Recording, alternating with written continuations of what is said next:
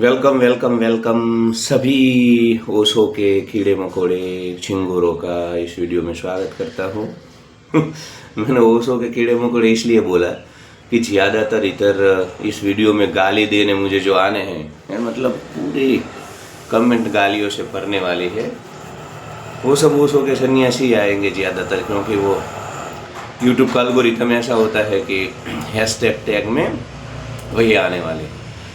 तो मेरे सभी प्यारे कीड़े मकोड़े झिंगुरों का मैं स्वागत करता हूँ, और मैं भी एक कीड़ा मकोड़ा ही हूँ, क्योंकि मैं मानता हूँ कि भारत की सड़ी हुई सामाजिक व्यवस्था में जो बंधे हुए हैं, फंसे हुए हैं या जीवन मुक्ति का आनंद नहीं ले पा रहे हैं, वो वाली जीवन मुक्ति नहीं है, मोक्ष वाली जो दूसरे कल्ट वाले इधर मार्केट में चलाते हैं, पुनर्जन्म और मोक्ष, सातवां आसमान, पता नहीं क्या क्या, वो नहीं, पर जीवन यहाँ पे ओशो की तरह, जैसे ओशो निर्भय थे। मेरे हिसाब से मोक्ष का अगर सबसे बड़ा कोई एग्जाम्पल हमारे पास है तो आचार्य रजनीश है कि यार 2024 में भी आज लोग सत्य का स्वीकार नहीं कर पा रहे हैं। मैं जब भी कोई सत्य बात बोलता हूँ तो उनकी मतलब जल जाती है पूरी। तो उस वक्त मतलब 70-80 के दशक में कितना डिफ़िकल्ट रहा होगा उनके लिए, और मेरे को तो I am big fan of him, क्योंकि वो गुजरात में जो सदर्न गुजरात में एक नारगोल करके जगह है दरिया किनारे कोस्टल एरिया में, वहाँ पे उन्होंने पहली जो शिविर ली थी पूरी नग्न शिविर ली थी। जितने भी शिविरार्थी उसमें आए थे वो सब नग्न थे पूर्ण रूप से हॉल में। और फिर यही हमारा जो देश है जहाँ पे संस्कृति खतरे में आ जाती है। वात्स्यायन ने कामसूत्र लिखा तब नहीं आई थी खतरे में, पर अब वो आ जाती है 2024 में या 70-80 के दशक में। तो फिर वखेड़ा खड़ा हुआ और फिर वहीं वाइट और रेड रोब आया, जो कि आप सबको पता है ओशो वाले आपको ऐसा गाउन जैसा होता है महिलाओं की, या तो रेड होगा या तो वाइट होगा। पर ये वीडियो शुरू करने से पहले एक तो आपको ये दरखास्त है कि please subscribe my channel, share with your friends family.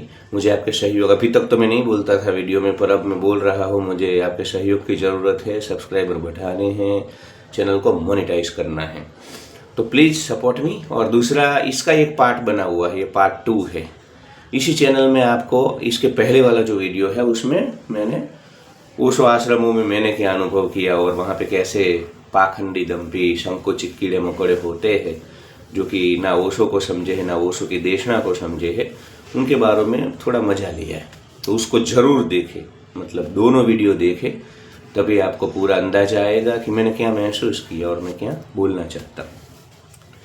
तो अहमदाबाद में हूँ और मेरा पानी गर्म करने के लिए रख दिया है, और जब तक ये वीडियो ख़त्म होगा पानी भी गर्म हो जाएगा। और मैं वो नहीं बोलते ठंडे ठंडे पानी से, पर अभी हम नहाएंगे गरम गरम पानी से। और बाकी बस यही है, यहाँ पे थोड़ी मेरी मर्यादाएं है। आपको नेचुरल एम्बियंस जो गांव में मिलता था खेतों वाला सुंदर ग्रीनरी वाला, वो नहीं मिलेगा। एक ही रूम है, क्योंकि बाहर तो कोई संभावना ही नहीं है वीडियो का शूट करने की, तो इधर ही करना होगा मुझे। सांस थोड़ी फूल चुकी है क्योंकि नीचे चाय पीने गया था और 5वीं मंजिल पे चढ़ के आया हूँ। कोई बात नहीं है, शुरू करते हैं वीडियो को। और कल कुछ बातें थी जो कि रह गई थी। मुझे लगा था कि मेरे को सेटिस्फेक्शन नहीं था कि इतना, काफ़ी सारी चीज़ें हैं जो ओशो आश्रम में मैंने महसूस की, वो मैं बोलने, क्योंकि वीडियो 25 मिनट का ऑलरेडी हो चुका था, तो फिर काफ़ी सारी चीज़ें नहीं बोल पाया था। तो आज वो कसर मेरे को पूरी कर लेनी है। तो शुरू करते हैं एक बात से जो कि मुझे बड़ी हंसी आती थी उस चीज़ पे, कि जब भी आप कहीं पे भी जाओ, मतलब काफ़ी सारे ओशो आश्रम में जैसे ही आप एंटर होगे तो वहाँ पे एक ओशो का काफ़ी बार वो होता है, बड़ा सा फोटो होगा डिस्प्ले जैसा, और इसमें ओशो ऐसे हाथ जोड़ करके खड़े हैं और बोल मतलब लिखा होता है, आपके भीतर बैठे परमात्मा को मैं नमन करता हूँ। और हम सबको पता है कि ओशो काफ़ी बार बोलते थे, वो उनकी सम्मोहित आवाज़ जो थी उसमें, आपके भीतर बैठे परमात्मा को ऐसे करके फिर उन सिसकियाँ निकलती थी, आपके भीतर बैठे परमात्मा को मैं नमस्कार करता हूँ। परंतु वो जब ओशो बोलते हैं तो अच्छा लगता है। पर ये ओशो के जो कीड़े मकोड़े जैसे झिंगुर पाखंडी जो सन्यासी मैंने वहाँ पे देखे, वो ऐसा बहुत करते थे। मतलब जिसको भी मिलेंगे ऐसे हाथ जोड़ करके, मतलब आर्टिफिशियल लगता है। जब नेचुरली आप में जो भाव आते हैं और आप किसी के सामने झुकते हो या नमस्कार करते हो, वो एक अलग बात होती है। और जब आप बनावटी एक मतलब आप में वो भाव है नहीं, आप कीड़े मकोड़े हो और आप एग्रेशन वाले हो, पर क्योंकि अभी अब आश्रम के परिसर में हो तो आपको ढोंग करना है। और दूसरा ऐसा भी होता था कि जो सेक्स के लिए आ जाते हैं काफ़ी लोग वहाँ पे, वो भी ज़्यादातर इसको वो लड़कियों को देखेंगे, महिलाओं को, जैसे हाथ जोड़ जोड़ करके आपके भीतर बैठे परमात्मा को मैं नमस्कार करता हूँ, और हग एक मेरे को ये वैसे ये सब कीड़े मकोड़े हैं जो ओशो आश्रम में आते हैं, संकुचित है, महिलाएं भी संकुचित हैं।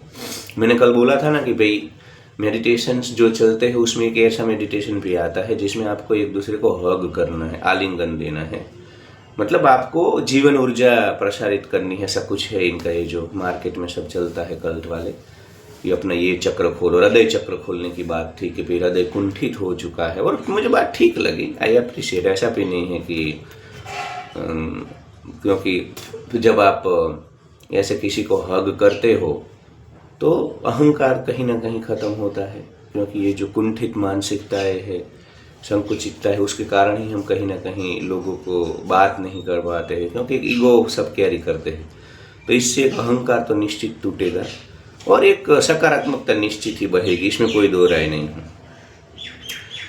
तो ये हग करने के वक्त भी मैं देखता था कि पुरुष को ही आलिंगन, पुरुषों को तो करना था आलिंगन महिलाओं को, पर महिलाएं ही, क्योंकि ऐसे हॉल में घूमना होता है, ऐसे नाचते नाचते पूरे बड़े हॉल में आपको घूमना है, और जैसे ही कोई महिला सामने, पर महिलाएं क्या होती है, आप तो ऐसे ये तो सब जाते थे अपनी जीभ बाहर वो कुत्ते की तरह लटका करके, पर महिलाएं ही ध्यान नहीं देती है, वो देखेगी ही नहीं या तो साइड से निकल जाएगी, तो बेचारे को बड़ा दाव हो जाता था ये सब कीड़े मकोड़े का। और फिर तो बात ये थी कि हग, पर फिर भी काफ़ी सारे हैं जो ऐसे है कि जो बात बात पे हग करते रहते हैं, आलिंगन देते रहते हैं। दिन में कभी भी आप देखो ओशो आश्रम में कहीं पे भी, तो ये जो कुछ पुराने होते हैं, अब कल्ट में भी क्या होता है, जो पुराने कीड़े मकोड़े होते हैं ना वो ज़्यादा उछलते हैं। कल्ट के कुएं में जो पुराने मेंढक होते हैं ना वो ज़्यादा ड्राउन आपको पता चल जाता है उनकी बॉडी लैंग्वेज से, उनका कॉन्फिडेंस। और उनके जो पुराने लोग हैं साथी है वो आए होते हैं शिविर में, तो फिर आपको पता चल जाता है, खाने में भी साथ साथ जाएंगे और दूसरे से कम बातें करेंगे, इनका फिर एक झुंड बन जाता है 7, 8 या 10 लोगों का। तो एक दूसरे को ये बात बात पे, मतलब स्विमिंग पूल में भी आप देखो तो बात बात पर हग करेंगे, गार्डन में हक करते रहेंगे, कहीं पे बुद्धा हॉल में भी जैसे भी मेडिटेशन ख़त्म होगा ये एक दूसरे को आलिंगन देते रहेंगे। और इतना मतलब कोई ठीक है एक आध बार आप आलिंगन दो या कुछ ऐसी बात हो, जब नेचुरली आलिंगन किसी को देते हो वो अलग चीज़ होती है। पर चूंकि इनके मन में तो वो सेक्स बैठा हुआ है, भारत में विमेन प्रॉक्सिमिटी है नहीं, महिलाएं आज भी हमें दुर्लभ लगती है, और यहाँ का जो सड़ी हुई सामाजिक व्यवस्था है उसमें आप उनके साथ ज़्यादा मेल मिलाप नहीं कर पाते हो। तो वो चाहिए इनको कि भाई आलिंगन से उनको जो मज़ा आता है, गुदगुदी होती है, भीतर तितलियाँ जो उड़ती है ना, उसके लिए ये कीड़े मकोड़े फिर पूरा दिन आलिंगन देते रहते हैं। दूसरा ये वो पहनते हैं लॉकेट ओशो का, आप देखना विनोद खन्ना ने भी, आचार्य रजनीश के वो भी चेले बन गए थे, डिप्रेशन में थे, बॉलीवुड में थे, तो उन्होंने भी संडास धोए, आचार्य रजनीश की गार्डनिंग भी किया, माली के तौर पे थे। तो यार ओशो ने सबको बड़ा, मतलब उसके पास जो मतलब एक ताकत थी ना, एक सम्मोहन था ना, वरना ये बॉलीवुड वाले और उसमें भी विनोद खन्ना, मतलब राजेश खन्ना के बराबर का एक समय का सुपरस्टार, उसने संडास धोए, टॉयलेट साफ किए, और वही आचार्य रजनीश ने फिर अमेरिका में, मतलब अमेरिका के गोरे आज भी आपकी बात का स्वीकार नहीं करेंगे।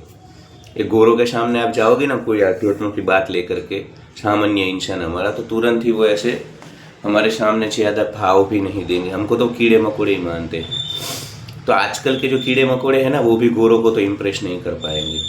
पर आचार्य रजनीश में वो बात थी कि उन्होंने उस समय में अमेरिका में जाकर के पूरा ऐसा सिटी खड़ा कर दिया, ऐसा कॉम्यून खड़ा कर दिया, जो कि आसपास की जो काउंटी थी उसके लिए भी खतरा बन गया था।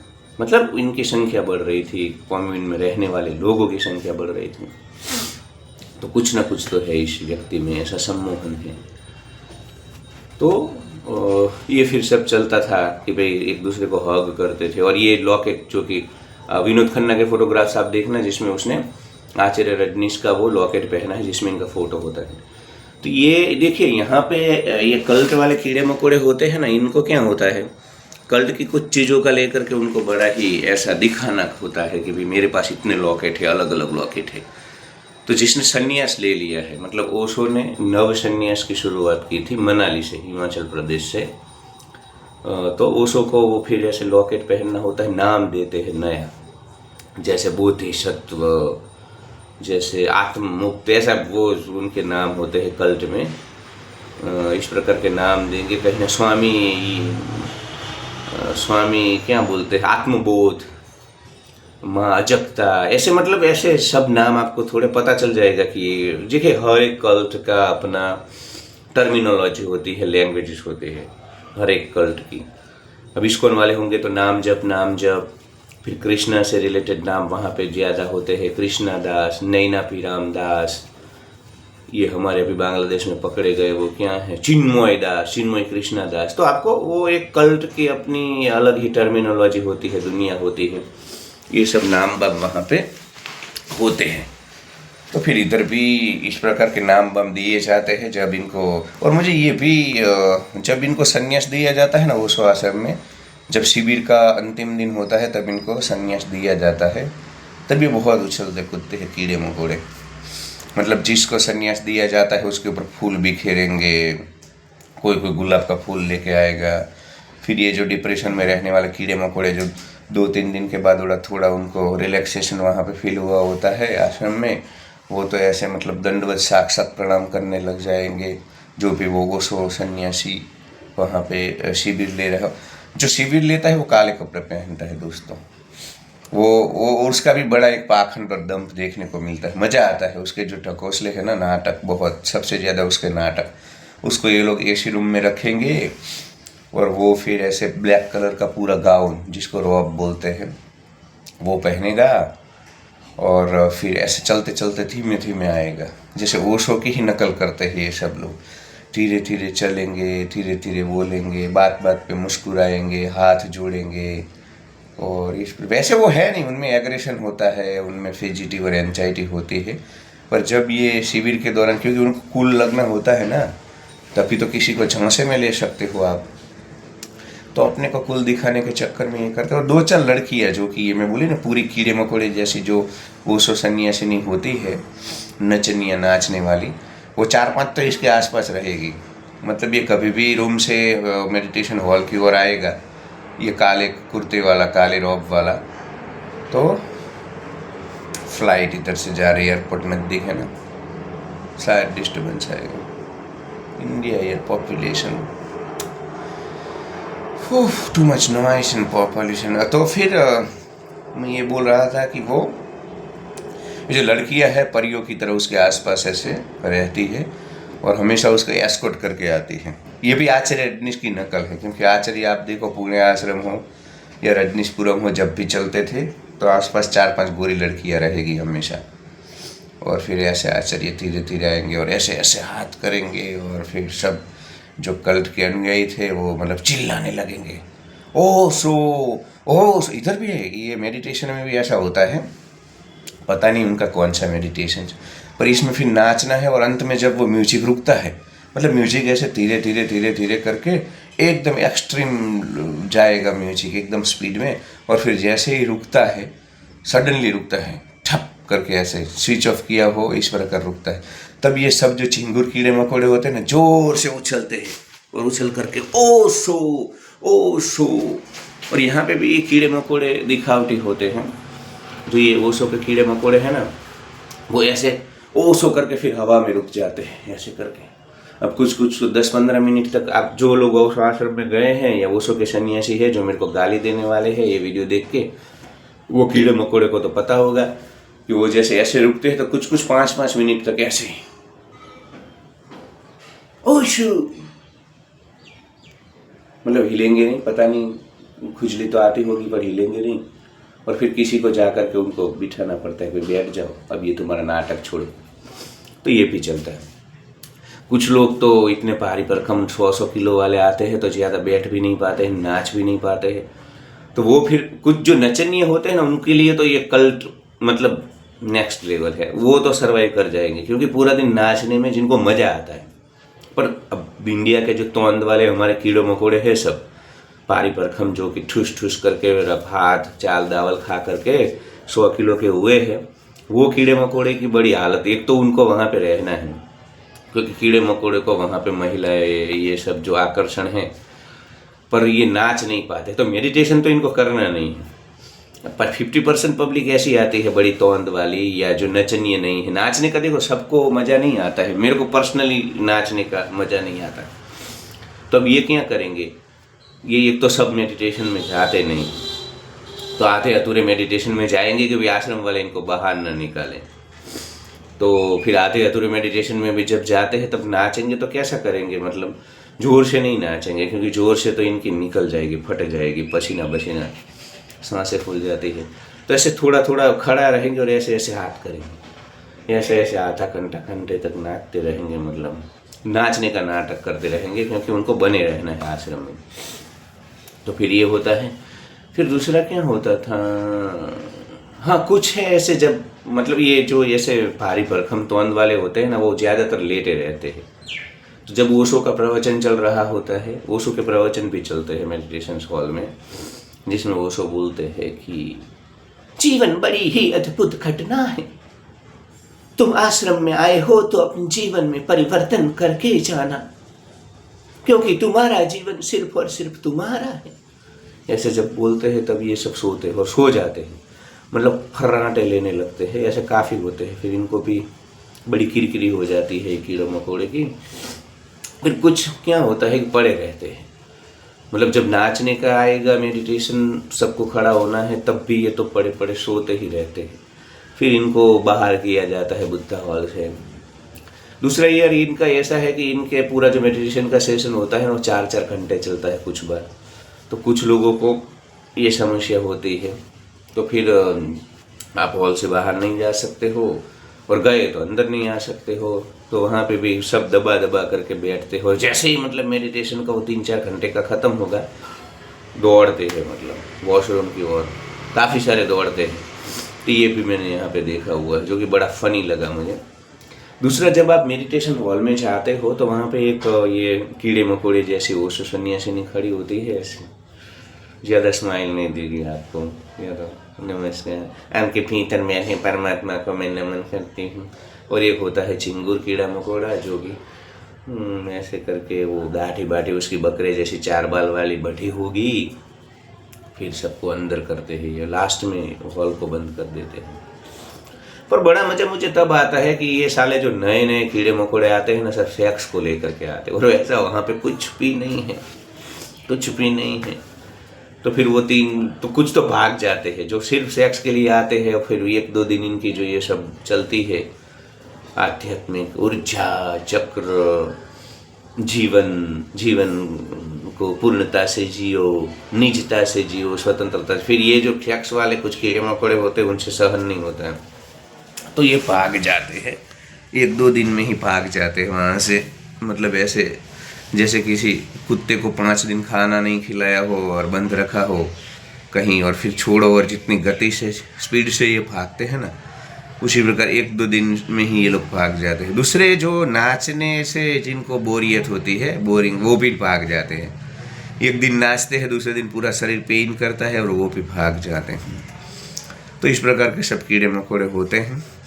और कुछ कीड़े मकोड़ी ऐसी भी होती है वो सो जगत की, जिनके पास, मैंने बोला ना कि मुझे सबसे अच्छी चीज़ लगी ये कि वाइट और रेड रोब। साला कपड़ों का कोई टेंशन ही नहीं, आपने कपड़े पहने ही नहीं ऐसा भाव आएगा आपको।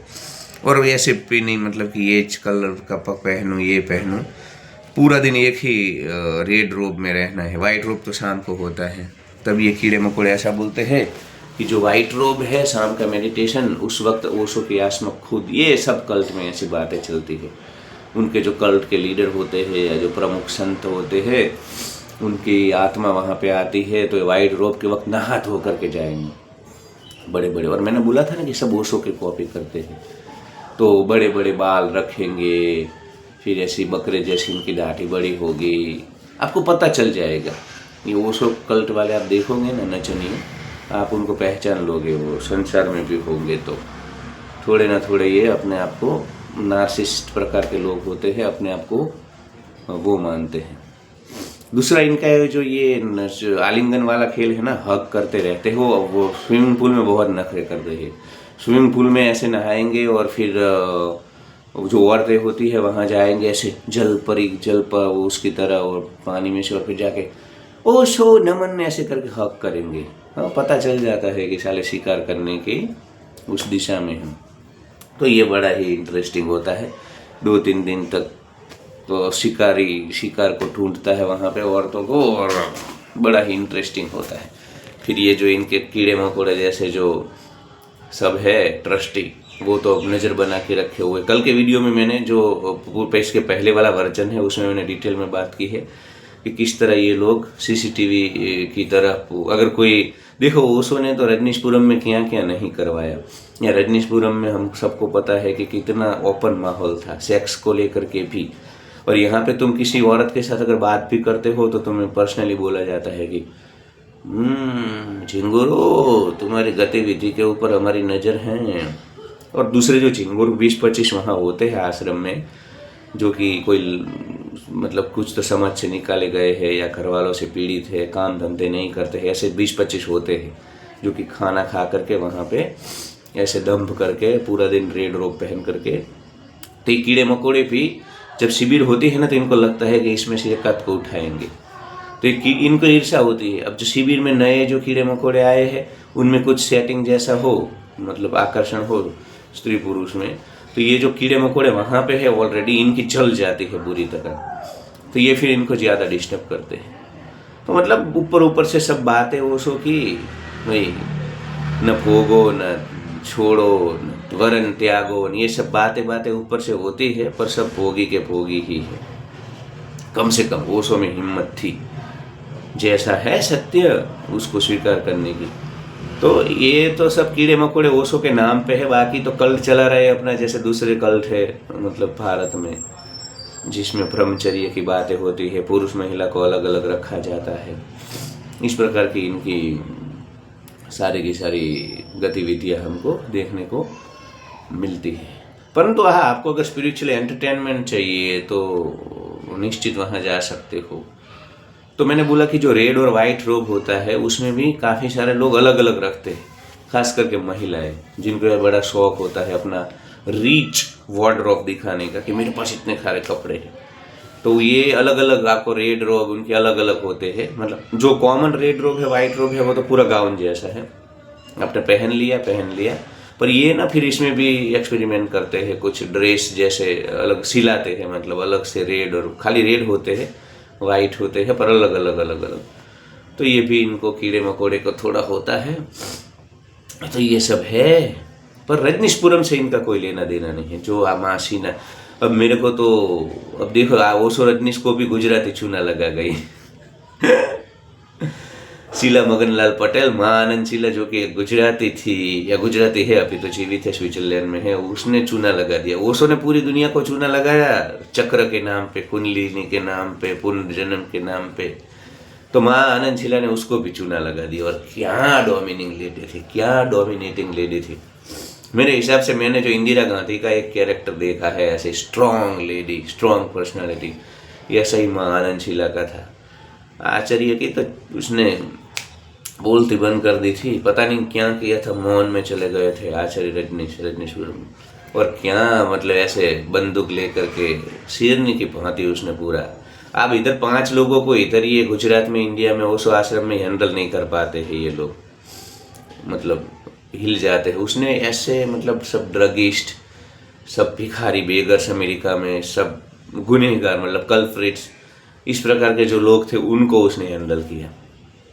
बाकी तो आपको सबको पता है, वाइल्ड कंट्री ज़्यादातर लोग देखते हैं कि क्या हुआ क्या नहीं हुआ। और उसने खूब मतलब डेयरिंग चूना लगाया, और इतनी डेयरिंग वाली महिला थी कि आसपास की जो टाउनशिप थी उसके गोरों को भी इसने पटलून गीली करके रख दी थी, वहाँ की सरकार को भी। और सब कुछ करने के बाद जब उड़ना था तो चार्टर प्लेन लेकर के यूरोप चली गई।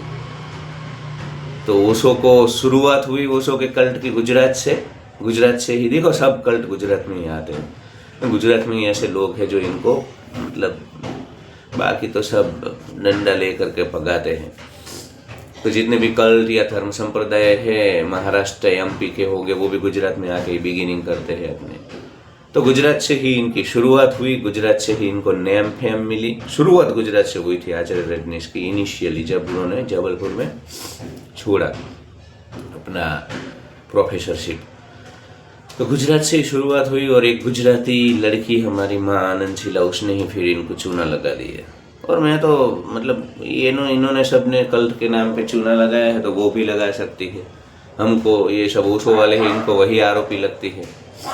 आचार्य ने भी भाई चूना लगाया है, आचार्य ने भी लोगों को उल्लू बनाया है। शुरू में रेशनल बातें की, फिर सब देखा कि मार्केट में तो यार ये बातें नहीं चलेंगी, पुनर्जन्म के ठकोसले करने होंगे, कर्मफल के ठकोसले करने होंगे, बुद्धत्व ये सब करना होगा। दूसरा मैं आपको बोलता हूँ ओशो के आश्रम में आपको सिर्फ बुद्धा के स्टैचू मिलेंगे ज़्यादातर, और कोई मतलब अन्य कल्ट की तरह मंदिर नहीं होते हैं। तो ठीक है, क्रांतिकारी बात थी। ओशो ने पूर्णतः, देखो ओशो अध्यात्म के मार्केट में नई चीज़ें लेके आए, वो तो मेरे को उनकी बहुत पसंद है। जो पुरानी 2000-2500 साल से इधर पाखंड चल रहा था वो नहीं, उन्होंने एक अलग ही रास्ता बनाया जहाँ पे पूजा है, न पाठ है, न अलग अलग चीज़ें। पर कहीं ना कहीं ये ओशो के कीड़े मकोड़े ही उनका स्वीकार नहीं कर पाए, मुझे ऐसा लगता है। क्योंकि अंततः पुणे में उनका मृत्यु जो संदिग्ध अवस्था में हुआ, वो भी ये कीड़े मकोड़े, क्योंकि कीड़े मकोड़े हैं ना, फिर उनको पता चल जाता है कि हमको जलसे करने हैं, मौज मजा लेनी है, तो फिर क्या होता है कि वो जो पूरा ओशो का विजन था उसके साथ ही छेड़छाड़ कर देते हैं। तो ठीक है, काफ़ी सारी बातें ऐसी हो सकती हैं, पर 2-3 बातें बोल दूं जो मुझे अच्छी लगी। झौरबत बुद्धा का ओशो का जो फिलोसॉफी है, दर्शन है नया, वो सनातन धर्म में तो देखो आप सब नया दर्शन दे सकते हो, इसलिए इतने सारे भगवान हैं कि कोई अपना खुद का भगवान बना सकता था इस संस्कृति में। तो झौरबत बुद्धा का उनका जो फिलोसॉफी है ना, मुझे अच्छा लगा। वो आज के माहौल में ठीक है। आज जिस प्रकार कोई बेचारा नौकरी कर रहा है, जिस प्रकार की आर्थिक व्यवस्था है पूंजीवादी, उसमें ये झौरबत बुद्धा, मतलब आपको भोगी भी रहना है और योगी भी, दोनों प्रकार का जीवन जीना है, और दोनों जीवन का जो बैलेंस है, वो बात मुझे वो बड़ी ही मौलिक लगी। ओशो मौलिक थे, तो उन्होंने ये जो नई विचारधारा दी है वो भी मेरे को अच्छी लगी। पर मुझे ये कीड़े मकोड़े ओशो जगत वाले नहीं, वो सब दम्पी है, उनको अध्यात्म से कुछ लेना देना नहीं है। ओशो को भी ठीक से जान नहीं पाए हैं और बड़े दम्पी और अहंकारी होते हैं। ये जो पुराने होते हैं ना, बूढ़े लंबे लंबे रविंद्रनाथ टैगोर जैसे बाल वाले बहुत होते हैं, कीड़े मकोड़े चिरकुट, वो बहुत ही इगोइस्टिक होते हैं। उनको लगता है कि वो बुद्धत्व को प्राप्त कर गए हैं, एनलाइटन हो गए हैं, तो वही फिर पूरा चोला पहन करके वहाँ पे दंभ करते हैं। 3-4 लड़कियाँ आसपास रहेगी, तो ये सब चलता रहता है। तो ठीक है, आज के लिए इतना ही, क्या बोलूँ और मैं, बाद में कभी और बातें करेंगे। धन्यवाद। वीडियो लंबा हो गया है, और यार सब्सक्राइब करो, शेयर करो और लाइक करो।